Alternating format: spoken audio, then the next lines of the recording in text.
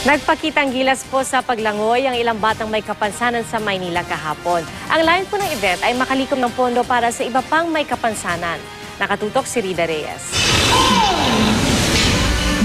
Sa kanilang husay sa paglangoy, sino nga bang mag-aakalang ipinanganak palang bulag ang kambal na sina Joshua at Jerome?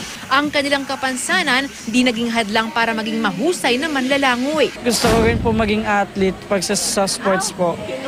So talagang ginagalingan mo yung pagsiswim? Opo, hindi po namin mapapakita bulag kami pero mapapakita po namin na kami ay determinado.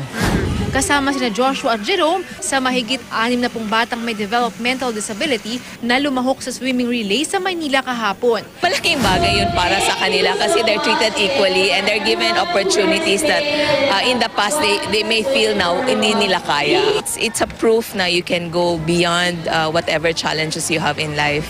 So this is the reason why we're supporting them. Nagsilbi ring fundraising aktibidad para makalikom ng pondo sa mga programa para sa persons with disabilities o PWDs. Bukod sa swimming, ipinasyal din ng mga chikiting sa ilang atraksyon sa loob ng Manila Ocean Park.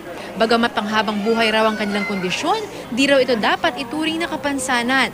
Marami raw paraan para makatulong sa normal na paglaki ng mga PWDs. Higit sa lahat, pinakamahalaga raw na tanggapin at mahalin ng PWDs, imbis na kutsain, ikahiya at pagtawanan. Imbis na kaawaan kasi, so ginawan ko ng paraan para mas maging happy yung taon, tingnan sila at maging inspiration sila. Rida Reyes, Nakatutok, 24 Oras.